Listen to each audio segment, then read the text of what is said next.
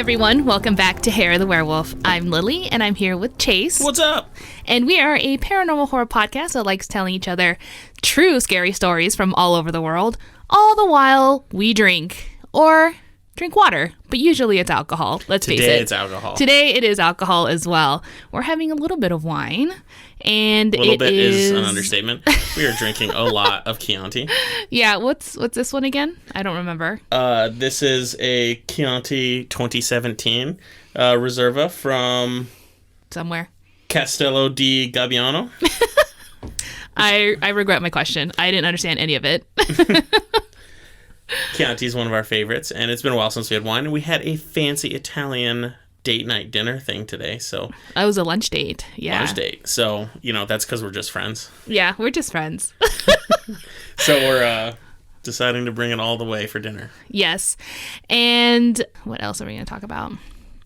Oh, yes. So we have a few things that we're going to be talking about. I think we mentioned it, or we absolutely mentioned it the previous episode about how we're going to discuss some movies that we're watching that are horror, Christmas, or at least winter. themed. Yeah, winter horror. A lot of them are holiday horror themed movies. Right. We're going to talk about them at the end of our episode. Yes. And we're going to try to keep them as spoiler-free as possible. So if you guys want to stick around and listen to us rant about that, then you might as well, because you made it this far. So. And also, if you want to know what movies we're watching, it's not structured like our October one. Whenever we decide to watch a movie, we're going to post it on our Instagram. So if you guys feel like you want to watch it as well, so you can join along and listen to the discussion, follow our Instagram. That's the way to find it. Yeah, definitely. We'll post if we're deciding to watch something in the middle of the week. We'll post and say, hey, we just watched this. We're going to talk about it.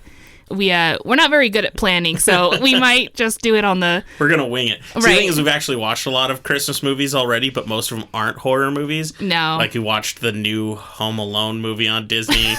I don't really recommend it, but we did do that. Right. And we watched... Titanic. Which I don't even think is a Christmas movie, but according to Lily, that's a Christmas movie. I just always watch it around December. It just always happened that way, and I don't even mean this every year. It doesn't even take place in the winter. No, but it looks cold. It is cold. So I just assumed it's fine. It's a winter movie. So we totally watched that, and yeah. But we should also mention that fall is rapidly coming to an end, so if you feel like you need something to warm you up on those cold nights, might I recommend the Hair of the Werewolf Fall Cocktail. It's a hot rum and spiced cider cocktail with a caramel rim. You can find the full recipe on our Instagram. Pretty soon, there's going to be a new cocktail. You don't want to miss out on this one. This one's pretty great because it's a hot drink. Yeah. Which is perfect. It is very, very delicious and hot, and yeah. So I think you already said that, but I just decided to repeat. Just, hey guys, I want you to know it's hot. It's hot. It's so hot. Yeah, that too. So not cold.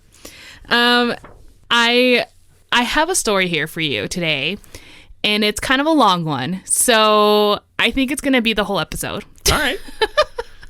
I know ready. Sometimes. So for anyone who might be new, usually Chase has a second mini story at the end that is usually not as long as mine, but sometimes my stories tend to be a little lengthy, and in those cases they tend to be me talking the entire time and Chase making jokes along the way. Oh no, I have to drink and listen. Yeah. So hard.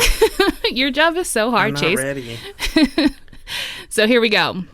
The reason why my story is a big one is because it is the Amityville Horror House, which I'm sure you've heard of. What's that? Yeah, so... So for those of you that don't know, my sister's name is Amity. So yeah. I think I knew what the Amityville Horror was since I was much younger than many people. And she is not named after the haunted house. It's not, yeah. Anything like that. But yeah. So you may or may not know about it. I have familiarity. I think you know about it, Ryan Reynolds lived there, right?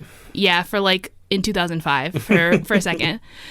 No, I know the story, and I've always known some parts of it and everything like that, and not until a couple of years ago did I really start learning a whole lot more about it, and there is a ton to know. Oh yeah, the book is not short. It is not short, and did you read the book? No, but I know of it. Okay, I was like, oh, I'm impressed. No, I picked it up at a bookstore and I thumbed through it because I was interested, and it was friggin' long, and I was like, okay. And when you read it, the sections I was looking at, it's not like a Stephen King novel. It felt more like a history with some narrative, so it was in depth. Are you talking about the original one that was written in the 70s? Or Yeah, the one that's about the incident. It wasn't the dramatization. Oh, okay. Yeah. So let me tell you a little bit about it. Before I go into it, I did want to give credit to the documentary I watched on YouTube, and it is called The Real Amityville Horror. And like I said, you can totally watch it on your own. It's about an hour long or so. And that's where I got most of my information. So the location of the house is no secret. It's located on 112 Ocean Avenue, Amityville, New York, just about an hour from New York City. And unlike a lot of haunted houses, you can actually go. They didn't tear this one down. You can go there. Oh, yeah. I mean, people still live there right now. So, yeah. Let me start from the beginning, before the hauntings even started. In 1974, the Defeo family had lived in the house for some time. There was the mom, dad, 2 daughters, and 3 sons. Everyone in the neighborhood described them as basically the average American family, living a quiet and safe neighborhood and whatnot, the American dream. That is until November 13th, 1974, at 3:15 a.m., Ronald Defeo Jr., who was the oldest child at 23 years old, took a shotgun and killed his parents, 2 sisters, and 2 brothers while they were sleeping. Ronald claimed that right after he did this, he couldn't even believe what happened, and he ran to a friend's house to get some help. When everyone in the neighborhood had heard what happened, every single person knew it was Ronald who committed the crime. It turned out that he had a bad reputation of drinking, gambling, and fighting, and he was not liked by many. Ronald was taken into custody for a while, and he denied that he was involved, but eventually broke down and admitted to killing his family. However, he also said that he only realized what he had done after the fact, claiming that he was possessed during the incident.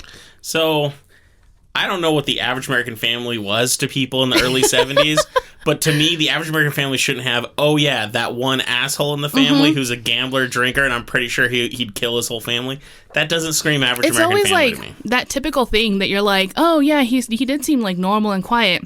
But there was this one really weird thing he did, and it was always like this insane thing. You're like, that's not normal. I don't think that's a normal thing. And so, no, exactly. Like, if you just picture like a random neighbor that you knew and like a family there and say like, who would be the one most likely to kill people? If your answer is someone specific, that's a bad sign.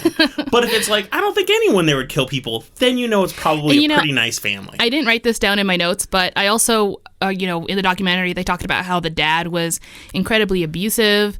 He would beat his children and his wife, and it was kind of like a known thing in the neighborhood as well. So even friends of the kids wouldn't go over because the dad unabashedly would beat his family in front of anyone and whoever. So he was not a kind man, for sure. Doesn't sound like a happy family. It does not sound like no, not at all. No happy homes here.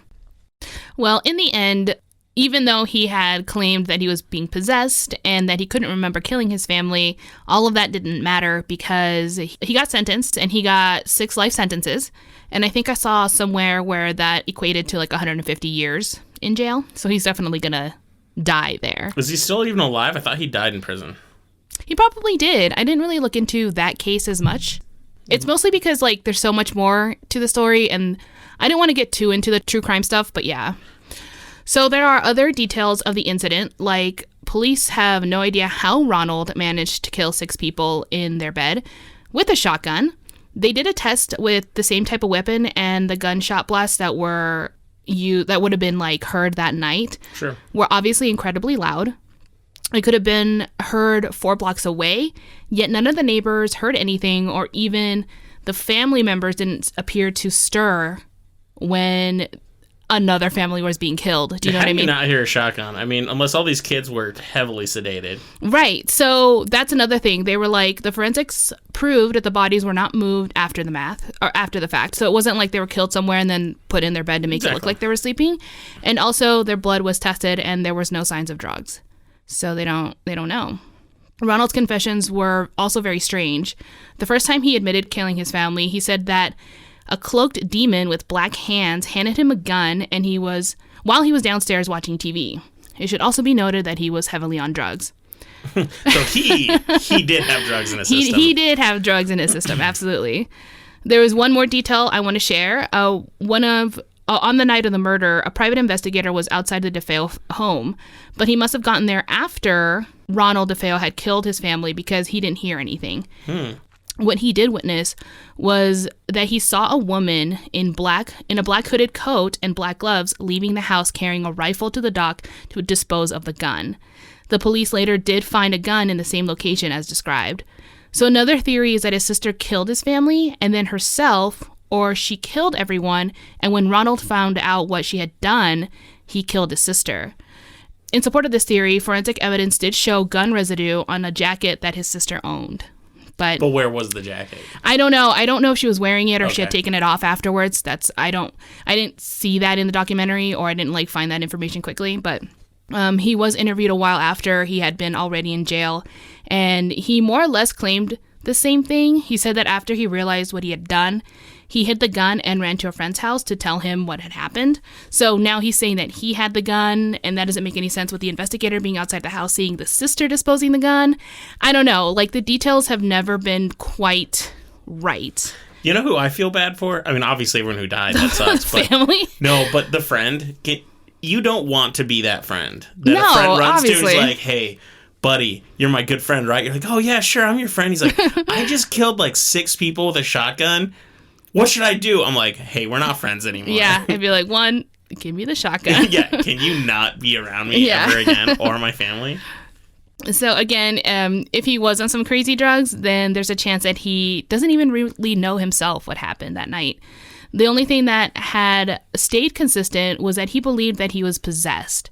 In the documentary, I saw a clip of Ronald being interviewed, and he said that, because they were kind of talking to him about the hauntings that had occurred with the other family or whatever. And he says, I think I'm the true horror and the true cause of it all because I was the one that killed my entire family. He also didn't appear remorseful. So the way he was talking, I don't know, he seemed really off to me. But I guess anyone who would be willing to kill a family would be a little off, or at the very least confess. Maybe he had a psychotic break or something. He had a psychotic break, or maybe... And never repaired. He was on drugs for so long that it just changed him too. You never know. The house was eventually put up for sale, but it stayed on the market for about a year. People knew what had happened, and it looked like the realtors were pretty transparent. It was no secret. If someone went to go look at the house, they knew exactly what they were getting themselves into. But eventually, in 1975, George and Kathy Lutz and her 3 kids purchased a home and moved in. So, I just want to say, as we've been looking in the housing market as well, interested in buying a house, and this is a terrible market to buy in because there just aren't many houses and they're overpriced and everything. Oh, God, yeah. But we still did see houses that were on the market for 4 months. Really long time, yeah. And they were terrible. Mm-hmm.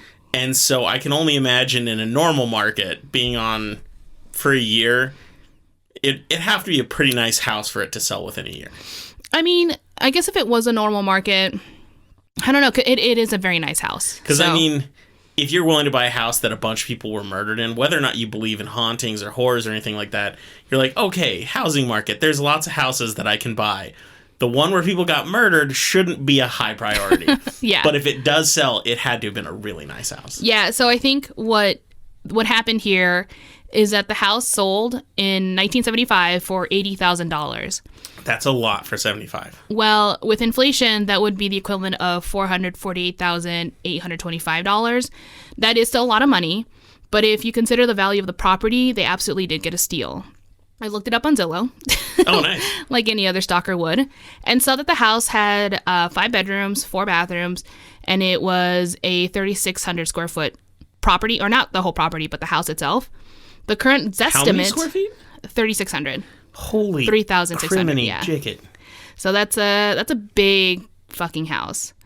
And the Zestimate for now, even because I'm going with the inflation of when they purchased it to today, what that would have cost, and we said around $448,000. Sure. But the Zestimate says it's actually valued for $890,000. Damn. 500. Yeah. It does sound like a nice house. Yeah. There are pictures online that you can see, and it does look like a beautiful home. And it's actually in a really nice neighborhood. That the house is like on a lake kind of thing. So there's a body of water, and there's a dock, and there's on the a place in the backyard, yeah, for a houseboat and everything. So it's a very nice place to be. So I think I can see why, I guess it's a steal, but you're also living in a murder house. So I don't know. I mean, some people get their food comped when they have to wait too long out of the kitchen, so I guess everything has a discount value to it. So. Yeah, exactly. I think if you sweeten the deal enough, people forget about it. How many people died? Gonna knock off a couple 100,000 right there? 100,000 per person? At least 100 per person for sure. As soon as this family moved in, the paranormal activity started immediately. I should also mention that everything that happened was within 28 days, so the Lutz family only was there for 28 days. On the first day, they had a priest come into the house to bless it, which is totally reasonable considering the circumstances. Oh, yeah. The priest made his way around the house, and when he got upstairs into the playroom, he immediately turned around and left the house. We don't know exactly what happened, but he did mention that when he got there, he heard something tell him to get out. After that, he refused to go back into the house. Later that day, the family continued to bring in boxes. You know, they're like, okay, kind of weird, but let's keep moving in. What are you supposed to do? Just leave it on the truck? Right. And so one of the kids brought in a box, and who was, I think it was the 10-year-old kid who had done this, brought the box upstairs into the bedroom, and there he saw hundreds of flies buzzing around. This was in December in New York, so it would have been incredibly cold and very unlikely to see any flies. Flies appearing would have been a common occurrence that they would learn was not just a one-time thing. Oh, so 28 days of flies, huh? Yeah, 28 days of flies. Whenever they would appear, members of the family would kill them, and then when they would leave the room to get help or to, get more supplies to kill the flies, when they returned, the flies would be gone. So... That's messed up. That's so messed up. George, the stepfather, would always be cold, no matter how hot the house got. He would always be freezing, and the family members would say that you'd walk into a room, and it would be very hot to them, but then you would walk a few feet in a different direction, and it would start getting really cold again. So there were a lot of cold spots. George would spend all day chopping wood outside, so he'd have enough to burn throughout the night. He also lost a lot of weight. He would miss a lot of work, and in general, he stopped taking care of himself. He and his wife, Kathy, began to fight a lot, and it just seemed like his entire personality was changing completely. Every night since the family moved in, George would wake up at exactly 3:15 a.m. to the sounds of gunshots, door slamming, music, or screaming. If you remember, that was around the time that it was estimated that Ronald Defeo killed his family. It's also a really crappy time of night. I mean, It's like 3 a.m. is considered... like witching hour stuff, right? Yeah, 12... Well, I think... That was 2 to 4. I don't remember. I think you're right, probably. Typical witches get more than an hour for their hour. Yeah.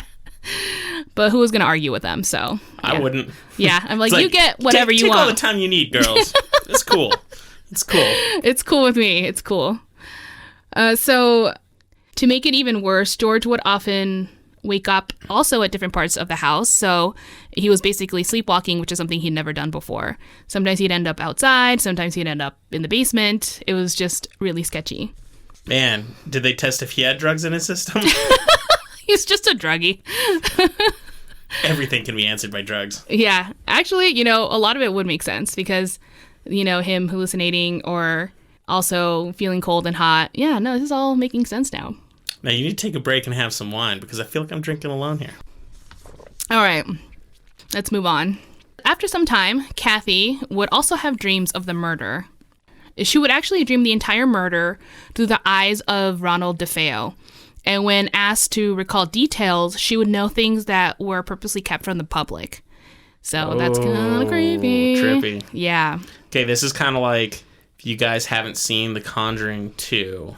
Oh, yeah. The intro to that movie, they're having kind of like a seance. Lorraine Warren, yeah, she's in the house, and she has an experience where she sees everything through his eyes like it's her. Mm-hmm. That was probably one of the cooler parts of the movie. Yeah. So this is kind of like that. That's trippy. Yeah, so honestly, throughout this entire story, you're going to find out that it's just going to trigger a memory in some horror movie or another.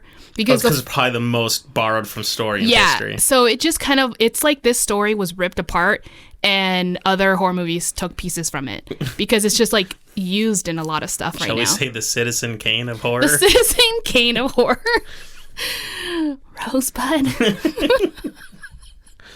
Okay, anyway, that movie sucked. I'm probably gonna piss off a lot of people. I can see the value of it. I saw it in a film class and I totally get it, but it was kind of boring. Anyway. It's like caviar. I get why people like it. Yeah, I don't like it. I'm just like, it's not for me. It's too fancy.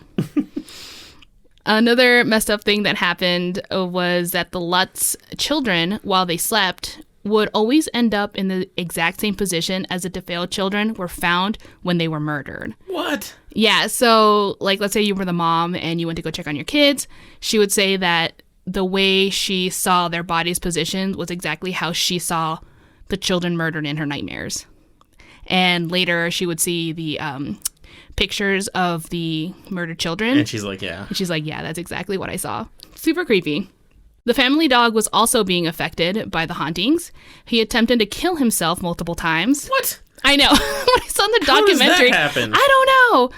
But like, for example, while he was tied up outside, he would often run and choke himself. Like he would purposely be hurting himself every time. He would also jump a fence and he would hang there until someone would have to throw him over to safety. To me, it just sounded like he was trying to get away, but the way the family saw it, it looked like he was trying to hurt himself. Oh, that poor dog. It's so sad. To me, it sounds like he's trying to get away, and like his safety means nothing because he's just too scared. Like it's so overwhelming. Exactly. Relating to the dog, George found a room in the basement that wasn't in the original blueprints. Oh my God, that's my nightmare. That's your nightmare. I never want to live in a house with a basement. And my number one fear is living in a house with a basement and you find a hidden room. Yeah, I think that's... I have and nightmares. So, there you go. The Conjuring, the first movie, that's kind of where... They found a hidden basement. They found something in... They found the hidden basement. They were going to have to, though, because the heater was in it. Yeah. Just saying. Right? Just saying. It's like, how would we get heat in here? Yeah, exactly. So that was definitely expected. But no, totally kind of the same thing. When they bought the house, I guess they didn't realize it was there. I don't know. Most people would be like, hell yeah, more square footage. And I'm like, no, yeah. We're selling it. I'm out of here. I'm burning it. So he found a room, and when he discovered it, he saw that the entire room was painted red. The dog would refuse to go in there. You couldn't even drag him in there, and when it got too close, it would start to bark, bite, and freak out completely. So it was just it was a no-go for the dog. The property also had, like I said, a boathouse in the backyard, and in many nights, the garage door would open and close on its own. The entire family would witness this at the same time. They would stand there and watch it as it opened and closed on its own. I should also mention that, I mean, I'm not saying obvious, like everyone knows this, but this was like in 1976 or 75. And so they didn't have like the electric door remote control kind of thing at the time. Not on this mechanism anyway. So it wasn't really like possible for this to happen, or at least not easily. So one night when the doors opened again, like the garage doors, but this time didn't close on their own, George and the oldest son went outside to shut it. While they were outside, both men happened to look up and see on the second floor window where one of the little girls slept was what they described a pig-like creature staring back at them. Ugh. Specifically, they said it looked cartoonish with sharp teeth and red glowing eyes. Upon seeing this, they both ran back into the house, into the girl's room, but when they got there, nothing was there, not even the little girl or anything. The only strange thing they noticed was that the rocking chair was rocking violently back and forth on its own. The chair kept rocking for a long time. Like they would leave the room, come back. It was still rocking. Rocking all night. Yeah. But they were like, well, I don't know. Do you stop it? So they just kind of like left it alone. See, I don't know what's creepier. So they find this creepy pig thing. Right. But they described it as cartoony, and for some reason that bothers me more than if it looked like a realistic pig. Yeah. Because I was like, what if it's just a crazy rabid animal in my house? But when it looks cartoony, you're like, oh, nothing's going right here. Yeah, I think it's like in their description, it was just so disfigured. I mean, it was pig-like, but it wasn't a pig. You know what I mean? It was just different. Exaggerated almost. So yeah, that is also something that you kind of hear also in other haunting stories or possession stories. Certain animals that appear in a very similar fashion, like when there's demonic presence, it's not uncommon to see perverse or disfigured animals in that same fashion. Does that make sense? It does. Okay. I didn't know that, though. Yeah. I think, I had talked about how animals appear and they look freaking weird. If you remember, I think it was a Bell Witch story. There was like that one horse with a human face. Oh, that's right. I do remember that. Or something like that. Yeah. And so it's popped up a few times, but yeah. So if I see BoJack Horseman, there's a possession nearby. Yeah, but if he hands you a drink, just get it. Just accept it. Just drink it. It's fine. One of the younger daughters started to have an imaginary friend whose name was the same name as a little girl that was murdered there. I think her name was Jody, because I think that's what they said in the documentary. The playroom also happened to be in the same room that Jody had died in. If that wasn't scary enough, the pig creature would often be seen hanging around the daughter. Family members would say that they could see the creature standing next to her. So, like, they would look at her for a second, you know, like, kind of not paying attention, but then they would look and see it and then, like, turn back around, and then it would be gone. So they made it 28 days. If I had a daughter and I walk into the room and I see a crazy pig demon right next to her, my first thought isn't, oh, okay, there's some weird stuff, but we're just going to see how this plays out. I'd be like, I'm grabbing my daughter and we are GTFO. We're getting the hell out of here. Yeah. I'm never being in this house again. Yeah. No, I'm with you, but you know. I do think it's interesting, though, because when we were at the cabin a couple weeks back and we were actually kind of scared, we didn't do anything at all. We didn't do shit. So maybe my theory about, oh man, I would not do that. Maybe if we're in like a terrifying situation, I'll be like, huh, we are that stupid. Well, to be fair, we didn't see anything. No, that's true. But maybe we are that stupid. Maybe we could have. Honestly, I think if you know me, I am pretty stubborn. So I think if I saw something outside, I'd be like, no, I paid for this cabin. You can wait. So I don't care. This costs money. This costs me money. And these people are living in a house that cost, I mean, even though they got a good discount, they got the murder discount. Right. It could have been expensive for them. I mean, it's expensive for us. So damn money. Capitalism at its best. I think we should take a break because you need to drink more wine and I need more wine. And we'll be right back because this story is fascinating and I need more. So we'll see you guys in a few. All right, we're back. We got our fresh wine with us. And we were just discussing how good or bad we would be in terms of saving our child from a creepy pig creature if we just happened to see them hang out with them. Yeah. So, yeah, that's definitely what happened. The family did see the creature often with the little girl. And then later... And they did nothing. Well, I don't know what they could have done. Well, okay, you mean like they didn't run away, yes. So they didn't do anything, for sure. Yeah, I didn't mean they like needed to like call up the president and ask for executive actions. I mean, just do something. Excuse me, Mr. President. Please help me. Who would have been the president? I just imagine they open the door and they see the pig creature and they're just like, this is fine. And then they just close the door and they're like, this house is weird. Why? So yeah, the little girl actually eventually would end up admitting to her family, or to her mother anyway, that she saw the pig all the time as well. But this didn't come after. I think because she's little, she didn't really know. Although she wasn't that small. I think she was like 5 or something. Maybe that's like a weird time for a kid where they're still fantasizing, or fantasy is still very real to them. So seeing this, they're like, it's probably fine because it wasn't hurting her. Yeah, I mean, 5-year-olds are smart, but they're also still 5-year-olds. So, yeah, I mean, yeah, they're just little. That's fine. We can't put any blame on this. Oh, no, I'm not saying blame. I'm just like, I don't know. Like, I feel like this would have been important to share. But even then, they're also at such a young age that they will be impressionable. Meaning, if they're told something even just a few years later, it's easy for them to maybe possibly concoct false memories. That's true. Yeah. So, yeah. Yeah, you never know. In another incident, the mother found her daughter standing on the roof.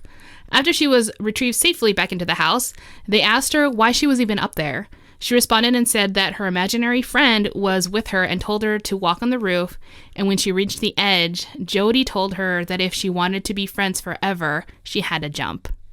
Damn. Yeah, that's so fucked. Slime would also start to come out of the walls. Now, do you think... Okay, wait a minute.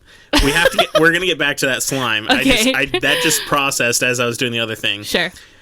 The way I see it is either it's a demon who just wants a kid to die, or take her soul. It is the ghost of a little girl and she wants another friend that's a ghost.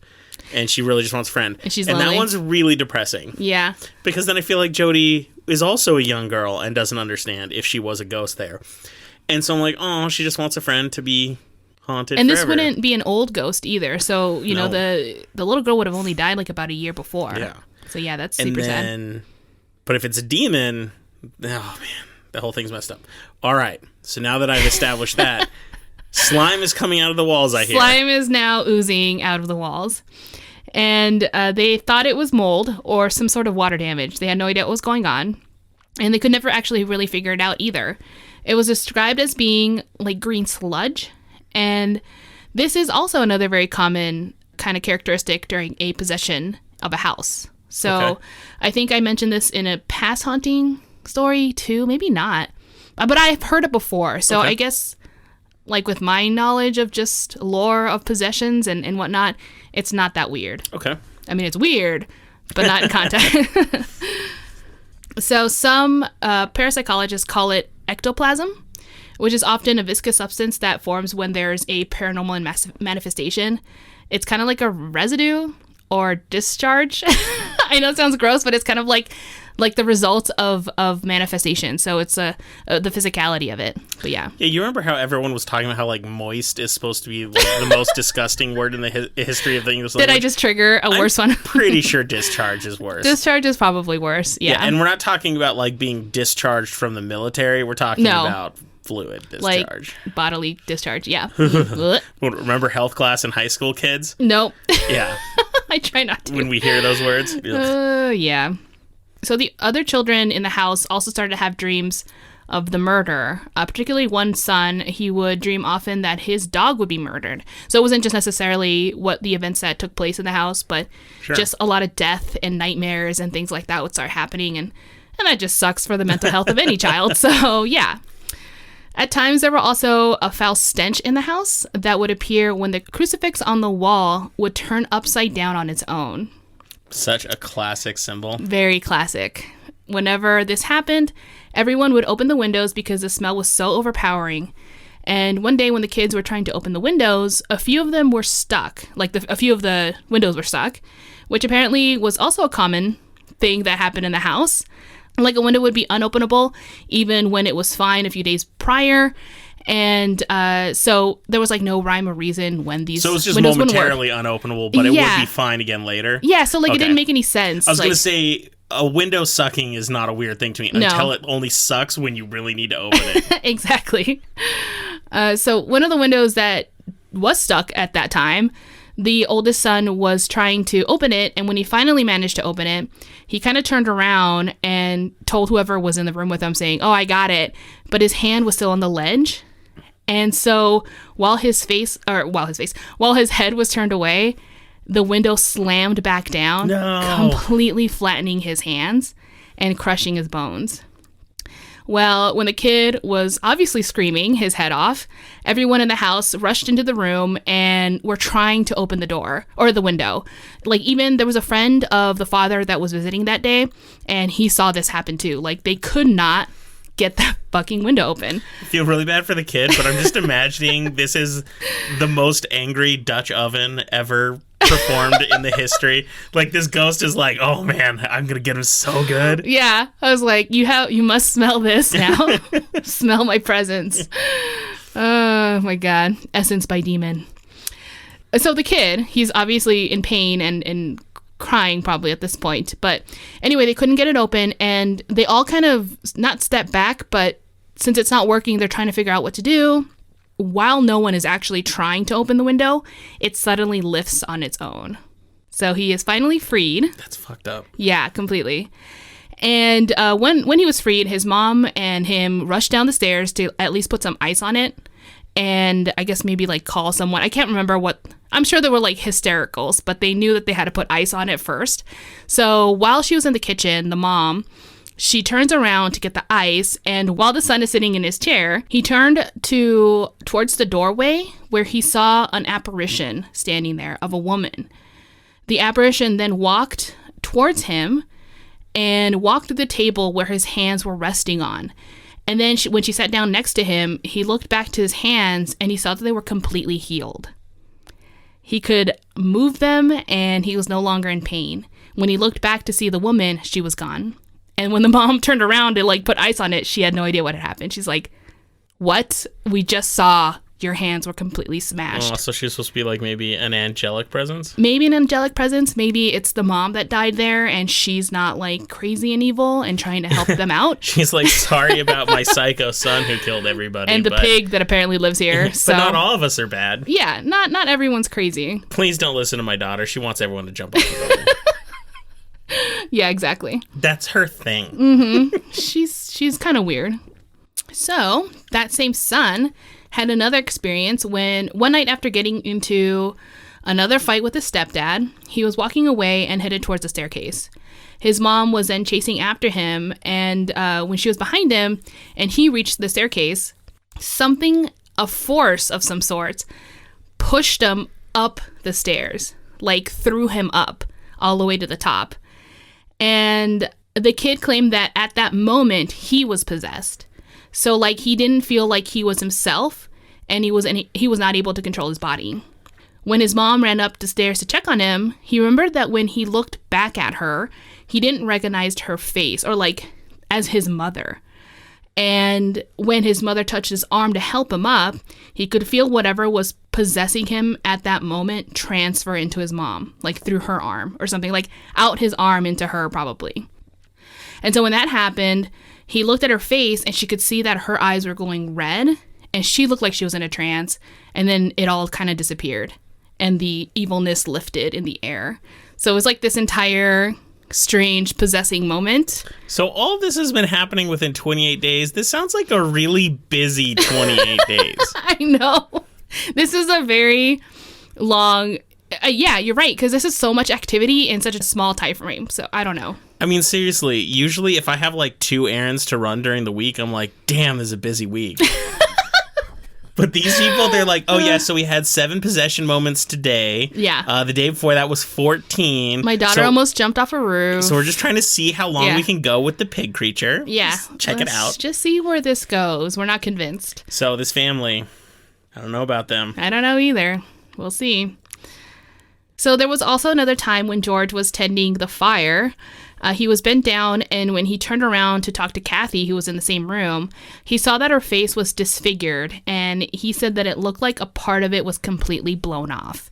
So like it was a shotgun blast he's starting kind of thing. to get the visions now too. So he's definitely getting the visions, and he's seeing her, but she has no idea what he's looking at. So she's like, what's wrong? So again, it's kind of like this theory at the time that was happening in the house that he was kind of being taken over too, and he was like in a bad place. He was probably in the worst shape of everyone else, but everyone else is kind of going through it too. Totally. Since this was December, there was a lot of snow on the ground, and it was also common for the family to see outside hoof prints that led to the house. I'm like, Now that is uncommon. That's not... You usually don't see hoof prints just in a neighborhood. I mean, I guess like a deer, sure, but like always, all the time, and it always led to the house. I'm like, no. That's just Piglet. It's Piglet. Again. Yeah, our dog's suicidal, so we decided to get a new pet, Piglet. Yeah. He adopted us. Right. I was chosen. Yeah. So by this point, everyone in the neighborhood knew there was something there was something definitely going on there. And a lot of the neighborhood children would sometimes say that they'd feel like they were being watched or followed whenever they were walking by the house. So it wasn't even like, I mean, it was kind of known that there might have been something weird. And of course, there's stories because there were kids, literally like murders that happened there. But all of this while it was happening at the same time, they're like, no, I literally feel like something followed me into the house. Kids are kids. Yeah, kids are kids. I mean, at this point, if an old person lives at the house, they're like, it's haunted. Right. And I guess I should say, but it was part of the story, so I thought I'd mention totally. it. No, absolutely. So here we are. So on the 28th day, on January 14th, 1976, 2 of the boys who shared a room were in their beds getting ready to go to bed. And when all of a sudden, their beds lifted from the ground, literally levitating, and started to slam against each other. Aside from the impossibility of levitation, the beds were also cemented into the ground, so there really wasn't a way for them to move on in general. Why would the beds be cemented into the ground? I don't know. Maybe I'm questioning this already. Maybe it's like a 70s thing. I was like, this is supposed to be a fancy old, like, near $1 million house. And like, oh yeah, but all the beds are cemented down. You're like, no, No, this doesn't make any sense. I don't know. It could be a thing. All right. The kids were, of course, screaming for help, and all while this was happening, George was stuck in his bed. He described it as feeling like something heavy was sitting on his chest. And when he looked over to Kathy at the same time, she saw that she was levitating above the bed. And when he saw her face looked like she was like 100 years old. Like she looked super old. And obviously he was freaking out, but eventually the father was able to get out of the bed and run. So the first thing he did, he ran to the phone that was nearby to call for help. And unfortunately, though, the phone was dead. Or rather, there was static. Like, he said he could hear static, but he couldn't get anything working. But there was another phone, and it was in the basement. So, so he rushed down the basement. Who put a phone in the basement? I don't know. Some psycho who would paint a room red. I don't know. In case you're hanging out in your basement, as everyone does, we want to make sure that people can get a hold of you. I guess that was his office, if I remember correctly. Like, they made it into the office area, so an office would have a phone. So he heads down to the basement to make a call. Yeah, he does. And luckily, the phone is actually working. His first call, however, was to the priest. And he told him, please come by now. I need you to bless the house or, like, help us because we're having a lot of things happening and it's getting really bad. The priest said no. And suggested that his family leave immediately. So, okay. Yeah. One, I don't blame the priest because I'd probably freaked out. But I'd like to point out one thing. Crazy stuff's been happening. Daughter almost jumps off the roof, talking to the imaginary friend who says to kill yourself. They're seeing the pig creatures, the horrible smells, the temperature issues, all this creepy stuff, seeing images of shotgun blasts. All this stuff was fine. They were okay with it. That's cool. Yet, all of a sudden, he sees his wife looking really old, and then he's just like... Oh, this is not happening. He's like, oh, no, you didn't. He sounds like a jerk. Yeah. He's just like, old wife, that's where I draw the line. Also, yeah, I saw interviews of his wife. She was really pretty, but I don't know if that's relevant at all. But I guess, like, if losing his token wife, he's like, all right, it's time to call the priest. Yeah, he's like, no, I need her back. Yeah, he sounds like a jerk. Yeah. Well, he was kind of an asshole while he was living there. So I don't know. He sounded like he was pretty rude. Anyway, so he calls the priest, tells him to get out. However, right before they actually left, George and Kathy decided to bless the house themselves by praying out loud. While they were doing this, they would hear voices coming from all around them, telling them to stop, but it wasn't a mocking voice. Basically, it was the house making fun of them. Please stop. Oh, no. Don't. I can't help it. Well, it was like, did you bring sage? Yeah. Oh, my weakness. Not sage. Oh my god. Yeah, so it was basically mocking them, like making it seem like what they were doing was so ridiculous because it was not going to work on them. I'm such a bitch. Oh my god. I don't even know. So they obviously were like, it's not working, and then they actually left the house, and they never, ever returned. Did they hire a company to get all their shit out of it? Nope. So I'll get to that in a second. Oh, wow. This is actually a plot point. Now I'm excited. Yeah. Actually, I can just tell you right now. I don't even know when. I think I wrote it. I'm saving it for later. Yeah, it's super sultry. No, it's just what happened was the government took over the property. And then after they were deciding to sell the house, before they could, they actually just had an estate sale. So they sold all their stuff. Yeah, and they didn't get anything back. That is scared. Yeah. Gotta be scared if you're like, yeah, just get rid of everything. Yeah. The family did eventually move to California. So literally like on the other side of the country. And yeah, never returned really. There was a one return from George, but that's actually part of the story. So I'll tell you that stuff now. So let's just kind of like aftermath, investigation, stuff I'm going to be talking about. After this happened, people began to ask questions, and the story soon got a lot of media attention. The family eventually did allow a news station to interview them, but the Lutz also asked that they respect the privacy of their children. A local paranormal investigation group gathered to do an investigation on March 6th, 1976. So that's the same year, but a few months later. Mediums, psychics, reporters, and a film crew went to the house that same day. Also in the mix was Ed and Lorraine Warren. Oh, yeah. Yeah. The Warrens. The Warrens. I love them in the Conjuring movies, but in real life, they're shady folk. Well, let me tell you a little about what they experienced, or rather Lorraine. At one point, Lorraine stopped in a mid-step while she was in the upstairs, and she turned to one of the people that was with her, and she said, quote, "I hope this is as close to hell as I'll ever get," end quote. Now, if you remember, the playroom was also the place that the priest... kids were killed. Oh, the kids were killed and the priest freaked out. Okay. So another person having a bad experience. Well, Lorraine said that she couldn't enter the actual playroom because when she looked inside, she could see 100 shadowy figures staring back at her that wouldn't let her enter the room.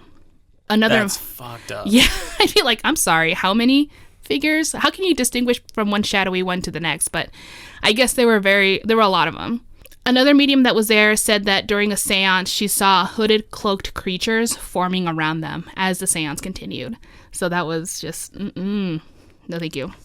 One medium, her name was Ethel, who was, I guess, also famous at the time, had the ability to allow spirits to use her body for communication, much like Whoopi Goldberg did in the movie Ghost. And you always bring up that movie. I feel like I'm going to now for the rest of time. I can swear, even like your tombstone will be like, it'll have your name, it'll be like, she loved the movie Ghost. It's just like one of my comfort movies. I don't know why, okay? When I'm like in a depression or whatever, I'm just like, look, I need to just pop in Ghost and have coffee. So that's what I do. And The Conjuring, that's my other one. Yeah, these are both very normal options. Oh, sometimes also the Blair Witch Project, but that's a little different. That's something that I have in the background while I'm doing other stuff. Because I feel like you don't have to watch it the whole time. Right? No? Anyone? I like how you threw that in there like, oh, well, this is a normal one. Blair Witch Project. You're just staring at me like, what are you talking about? And sometimes for, stress relief, I just draw pentagrams. Mm-hmm. It's very difficult to draw a really nice circle, so you can practice all day. So yes, Ethel, Whoopi Goldberg. And okay, so she said that at one point, since she was able to kind of allow the spirits or whoever manifest into her body and talk for her, Sure. They're just using her body.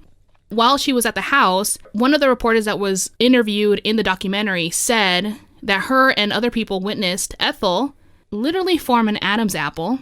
Her voice changed about 6 octaves lower, and she began to speak in some Native American language that they couldn't identify. And when she did start to actually speak English, the ghost said that his body was buried on the property. So now we're kind of getting that. Oh my God, is this the original Indian burial ground? No, I don't think it's the original, but this is obviously just, I guess the point was that there might be many spirits and the death of the Defeos weren't just a one-time incident. There could be a lot of negative stuff going on there. So yeah.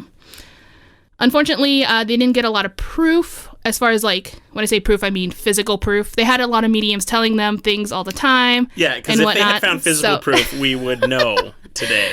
Yeah, one reporter that was there remembers that the mediums were saying how they felt, but she said during the interview she didn't see or feel anything herself. However, one non-believer, Steve, who was a cameraman... Good old Steve. Good old Steve did have an experience. When he approached the stairs, he was unable to go up them. Something was preventing him from going there. Not so much physically, but he described it as a gut feeling, he shouldn't go up there. Then everyone saw him crouch down over and grab his chest, and he said that he was having chest pains and his heart was racing. And he had to remove himself from the situation. So he just had to leave the area, and as soon as he left that staircase room area, he was totally fine. Yeah, because I think he thought he was having a heart attack, and so was everyone else, but as soon as he left, he's like, oh, I guess I'm fine. Yeah, super weird. The second thing that happened that was not medium related was that one of the cameras that was set up at the bottom of the staircase facing the stairs captured a little boy. The camera was on a tripod and was set to take a picture every 15 seconds.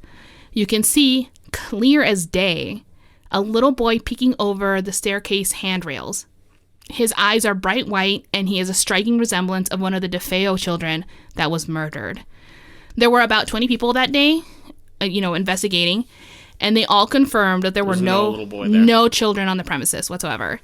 You can look up the pictures. So I can see this picture online? I'm actually going to show it to you right now. Oh! Yeah. I love visual aids. Here, let me turn my laptop. So here is the picture. I don't know if you can see it. I can't see nothing.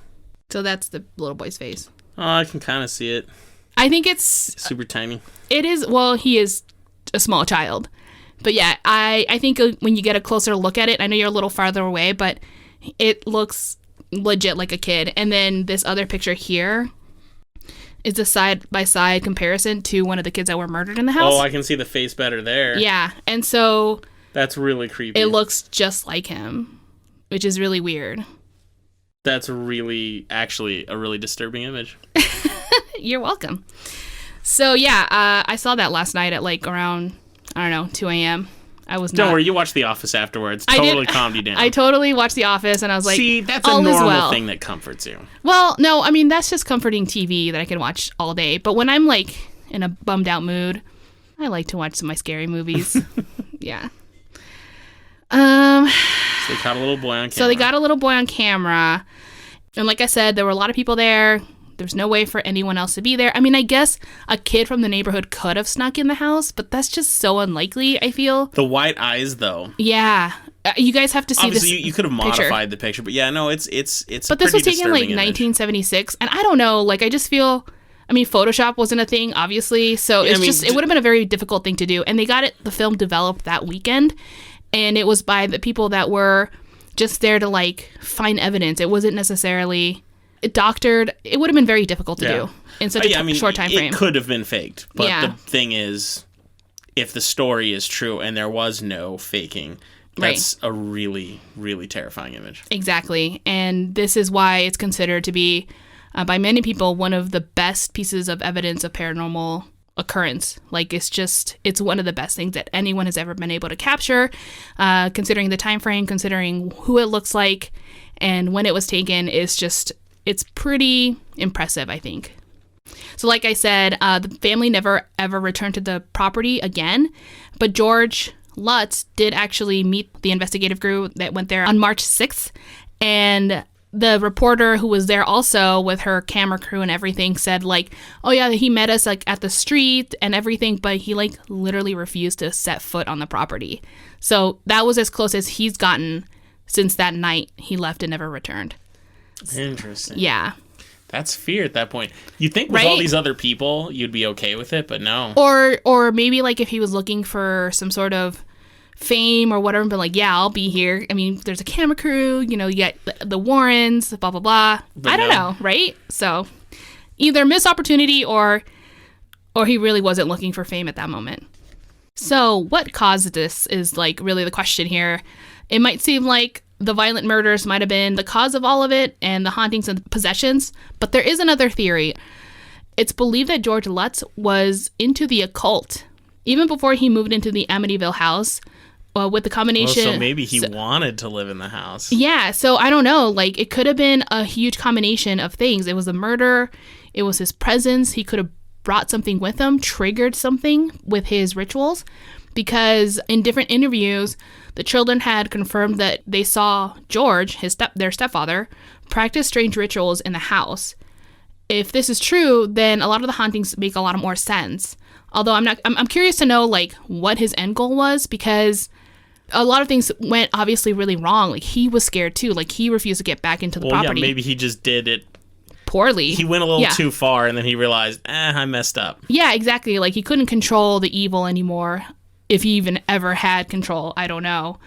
But in the interview, or rather in the documentary, somebody said, and I quoted them, said that it was like the perfect psychic storm. So it was just like a series of events, like the death of the family being so recent, George Lutz making crazy rituals in the house, and yeah, it was just a bad situation. Skeptics would say that they made everything up so that they can make a ton of money. So there's also that side of the coin. But it doesn't sound like they made a lot of money. Well, it is a kind of a reasonable assumption because the Lutz did end up writing the best-selling book. So they had an actual like author write the book for them. Yeah, sure. And they did get movie deals that I guess they were involved in as well. Oh, okay. So maybe they did make... Okay. Maybe, yeah. But also I get it, though. Like, if something horrible happened to you and you're willing to talk about it, you might as well make some money.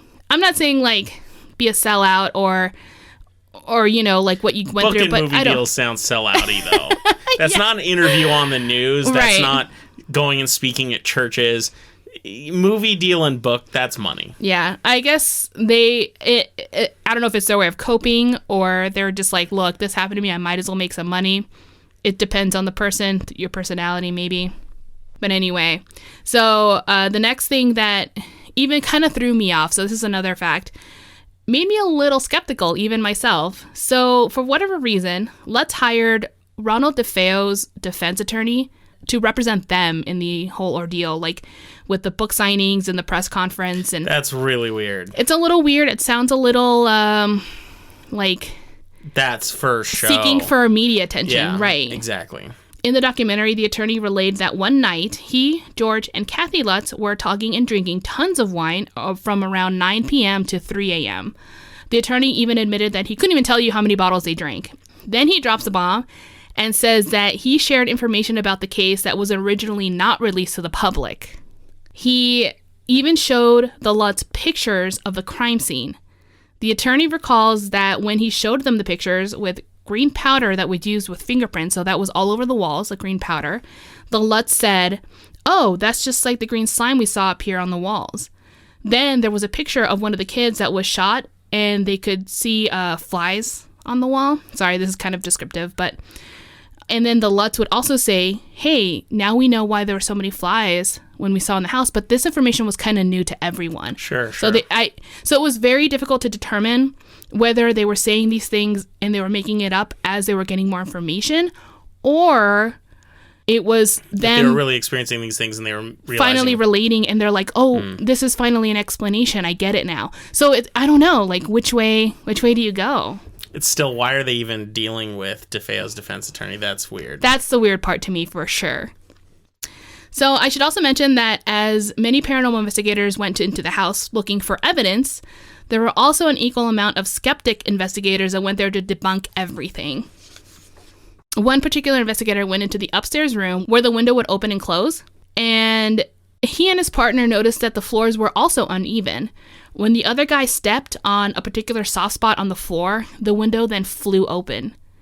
They did this multiple times, and it turns out that the weight of the window was off, and stepping in a certain area of the floor caused the window open. I'm not gonna fucking lie, I had no idea what he was talking about, but... It sounds pretty extreme for... It seems, yeah. This is what he said he found, and he's like, this explains this, and apparently he claimed that he was able to replicate it. But is he lying? Or, I didn't see any video of this happening or whatever, or anyone else talking about it. Well, it's so weird to have a window. It depends how the window opens. I don't know. I was picturing something that opened up and down. Maybe it was left and right, and that would have been a slightly different scenario. No, because it had been up and down, because that's how the kids' fingers were smashed on the ledge, and it was that same window that they were investigating. It's a really weird window. If you can step on the floor and it flies open, I'm like, come on. Yeah, so that's just... You can look at the documentary. That's how he described it. I tried to write it down the best way I could as far as how I understood it. But yeah, that's what he said.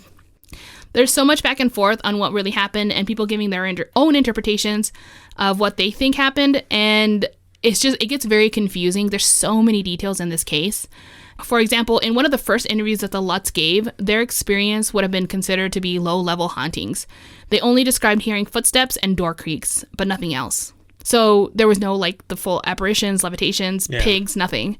And obviously, George also would say later that it was because they weren't ready to talk about it. They weren't sure what this would lead to. They were kind of, like, traumatized, obviously, by the whole experience. And so that's what his reasoning was. But a lot of skeptics use it as a way to make it seem like they were just making it up more and more as time went on because they were getting more attention. So they felt like they had to sensationalize a lot of it. For sure. You can also look at the family itself. There were other interviews, not in the documentary I saw, but I read articles where the children were interviewed, and it seemed like they had something to say about it as well.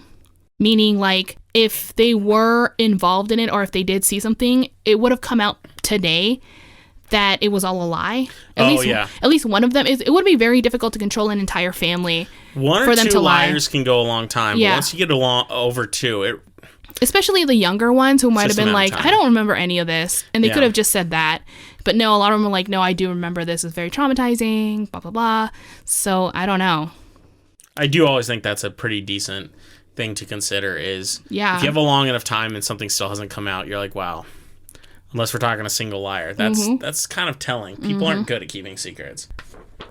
So also I want to talk about, like, before I end the story, how it affected the neighborhood, because there's some pretty funny things and also, like, horrible things. But so once the book and movie had gotten released, hundreds of people would come from all over the world to see the house. Absolutely. The neighbors would say that their lawns were destroyed because so many people would walk over it to get to the house.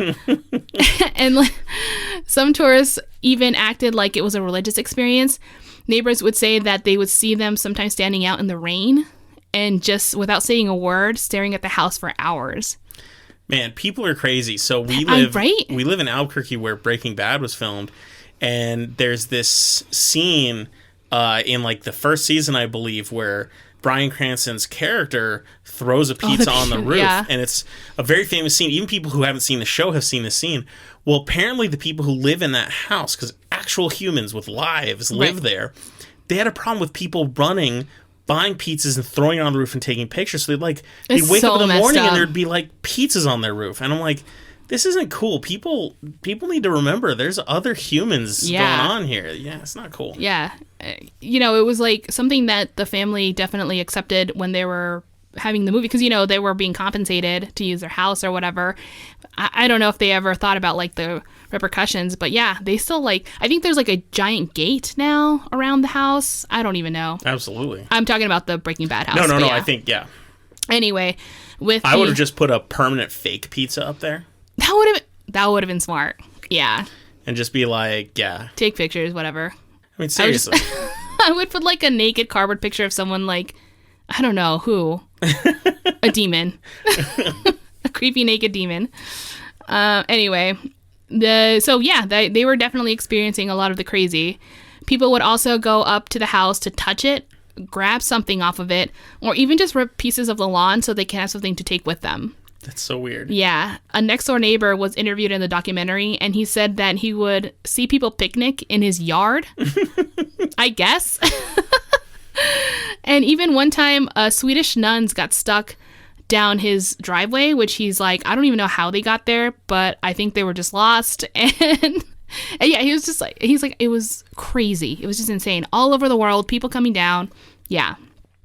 On March 18th, 1977, Jim and Barbara Cromarty, I think is their name, purchased a house. From the moment they walked into the house, the Cromartys felt fine, and they said that they've lived there without incident, except for, of course, the occasional crazy tourist. Yeah, but I think I heard this, didn't they live there for like 20 years? And they never had a problem? They left, I think, in 87. Oh, okay, so like 10 years or something like that, yeah. And they never had a problem? No. They did have a statement that read, though, they were very upset with the Lutz. Like, they hated them. They said, quote, "The quiet village of Amity, Long Island has been made infamous by a hoax.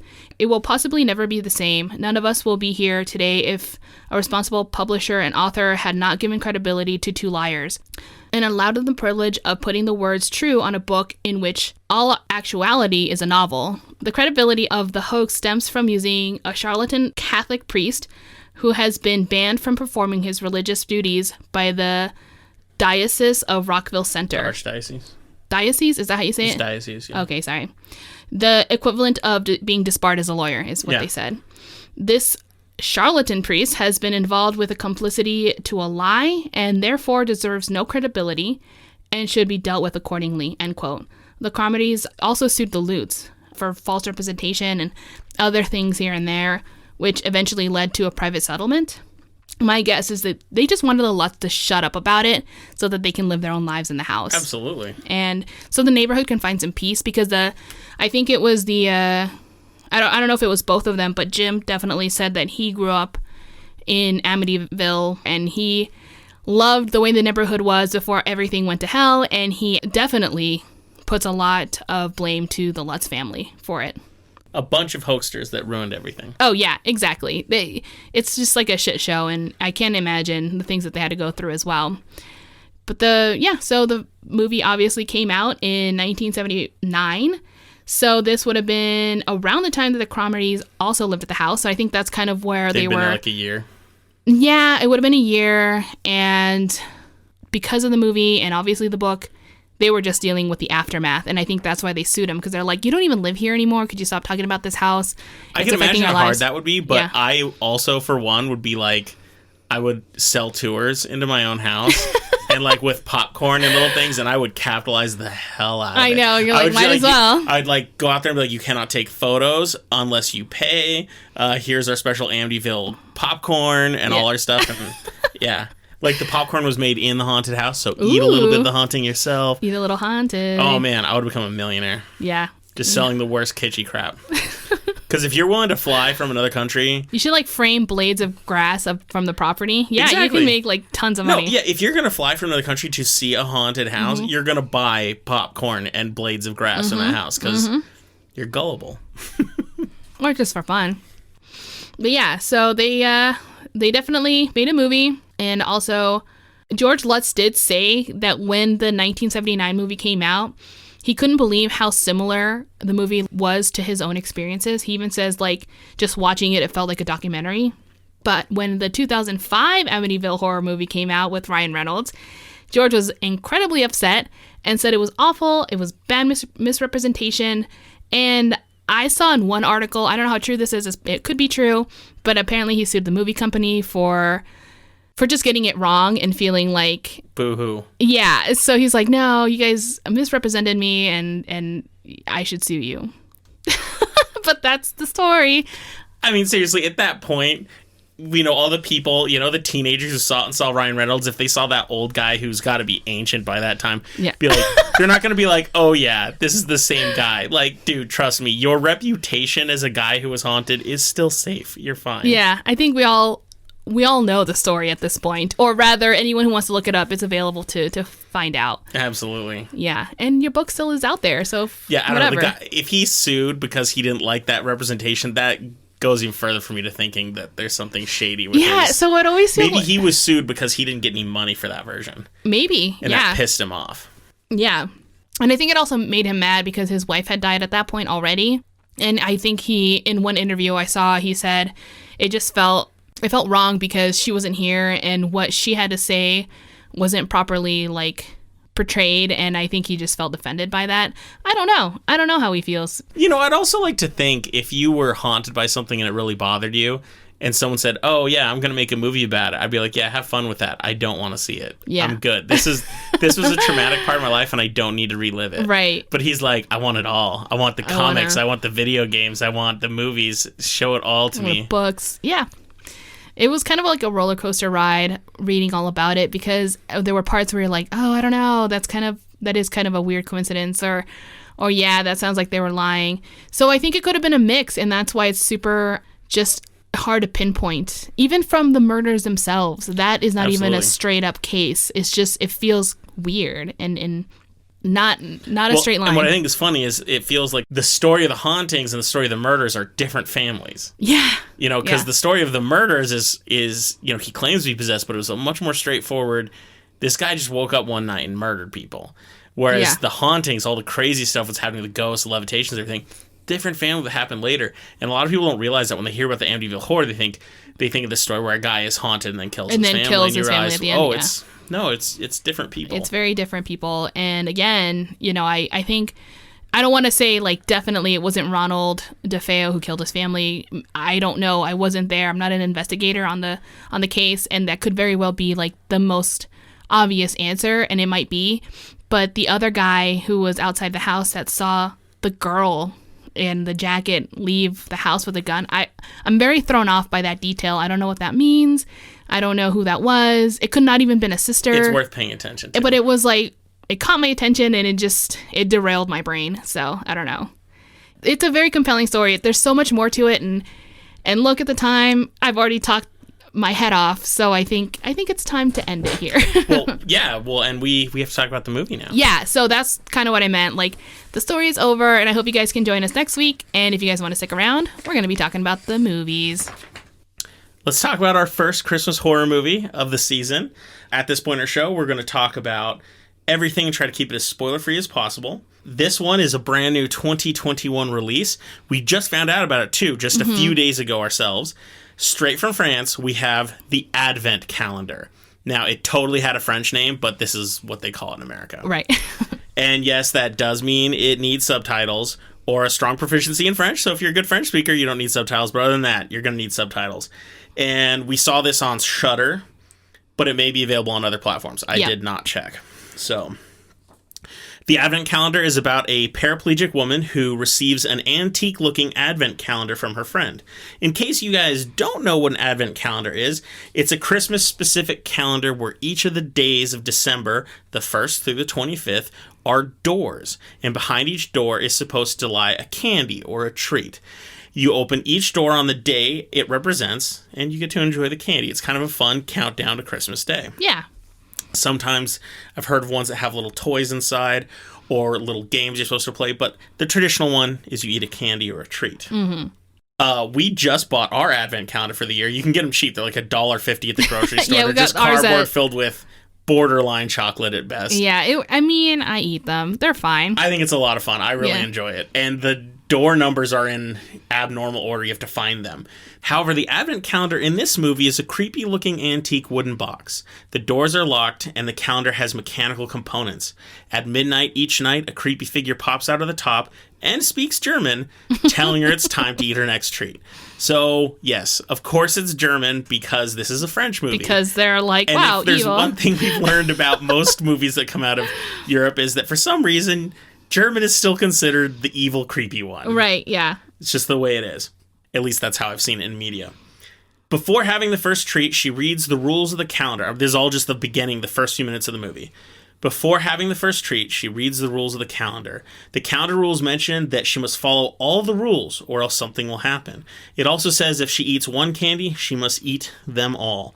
Once again, or else something bad will happen. She must also not eat any of the candies early, so don't open any doors early. Yeah. It seems simple enough, except that bad things start to happen when she eats the first candy. And by bad things, I mean people dying. And it becomes apparent early on that if she breaks the rules, other people, herself included, may also die. So, she's essentially forced to eat the cursed candy for days, and as viewers, we are along for the ride. Right. So, that's just the basic summation of the plot premise to it. What did you think of the movie? Me and Lily actually haven't talked about this movie. We purposely didn't, so that it would be fresh and unique to us. So what did you think of the movie? I actually enjoyed it because there were so many unique elements of what occurred. It's a weird premise. It was a weird premise, and some of the camera shots were kind of like cool, or like some of the way the advent calendar worked was also not linear. It kind of felt like time was not relevant to it, like it just manipulated whatever it wanted. Mm-hmm. And I'm not trying to ruin anything because I don't think so, because I don't even know if you know what I mean when I say that. It becomes apparent early in the movie that this box behaves differently than the rest of the world behaves. Right. And that's kind of one of the compelling things, because you don't know what to expect as the plot continues. And I think that's what I liked. I had no idea where it was going, and even though you might have inclination of how it might end, even then, I think the process, it was like, sure, you might know the ending, or like you could guess it, but you have no idea how you're going to get there because it was so crazy. Like every door was a different little story, and I thought that was cool. Well, and each time she had a candy, you had no idea what was going to happen, and at the same time, it could be absolutely bizarre and creepy, and each one tended to be a little different, and it was just exciting. You can see how she was trying to figure out the pattern, but that wasn't really working. Like, it was just, she was at the mercy of this box. And I was admittedly compelled, even just 10 minutes in, I need to know where this movie is going. I was enraptured in it. Yeah. I mean, I'm not saying it was the best movie I've ever seen, but the plot was unique enough that I recommend to all people who like horror films. This one's actually... It's interesting. Yeah. I don't know if scary is the term. I don't know if I was ever, like, truly scared. There were a few moments that were creepy as heck. Yeah. Absolutely amazing. And I'd say that the movie really brought forth these feelings of sacrifice and loneliness. Yeah. Those were the biggest themes to it, is like what it's like to be alone and what you're willing to give up or risk in order to get something else. Huge things. And it kind of helps you establish which characters, like the depth of their personality and whether or not you like them or hate them. Mm-hmm. Whether or not I recommend it, though, I'd say that's complicated. It's very hard to recommend a foreign film sometimes, I think. Yeah, I think that's my biggest subtitles problem. alone are a big issue. Mm-hmm. But I'd also say that people who want to be terrified, this movie doesn't do jump scares. Right, and I think that's just what it is. Yeah, it's a slow burn. It is slow, but it's not House of the Devil slow burn. No, it's not like because nothing is happening. It's just kind of depressing the whole time, actually. And it's a more quiet movie. Mm-hmm. It's more about seeing someone suffering. Right. And so I really enjoyed it, but yeah, it's not jump scares. It's not you see demons running around. It's not like a lot of classic horror movies that a lot of people see these days. So it's a different kind of horror film. It's definitely my cup of tea, but it's not for everyone. But yeah, I'd say I would totally give it 3 out of 5 howls. I wonder what I would give it. I should probably ask myself. Let's see. No, I'd give it 3 out of 5 too. I'll watch it every year, but I know it's not for everyone. Yeah. And it could have been scarier. You know, I don't know if I want to watch it every year, but I definitely could. It's not an easy pop-in movie because it is subtitled. Not at all. We tend to, our subtitled movies get a serious bad rap with us, which is unfortunate. It's not like bad rap. It says more about us than the movies. Yeah, it's definitely has nothing to do, which is why like The Orphanage, you don't tend to want to watch it all the time because it's the scariest movie I've ever seen in my life. Oh, okay, maybe that's what it was. I thought it was a subtitle situation. It's in Spanish, so I can just pop it in and like. The thing about that movie though is all the scary stuff. You don't need to speak any language for them to be terrifying. Yeah. So we did mention last week that we were going to watch Dead Snow, and don't worry, that is coming. Maybe we'll talk about it next week. It's one of our favorites. Sorry we didn't get to this week, so if you happen to watch it, don't worry, that's coming. Yeah. We're hopefully going to get more than just one scary movie for next week, but we'll find out. We'll see what our schedule's like. I know we're going to probably watch another one this week, but I don't know if we're going to have time, only because I will be out of town this weekend for a few days. So, but yeah, that means we're going to have to like record a lot earlier. And again, super sorry. This one's even later than the ones in the past. And hopefully this is the only time that's ever happening. So I don't know. It just seems like it's been kind of a crazy We'll tell week. you guys all about all the crazy stuff going on in our lives soon, once it's all done and over with. But it all makes sense coming up. You'll get it. Yeah.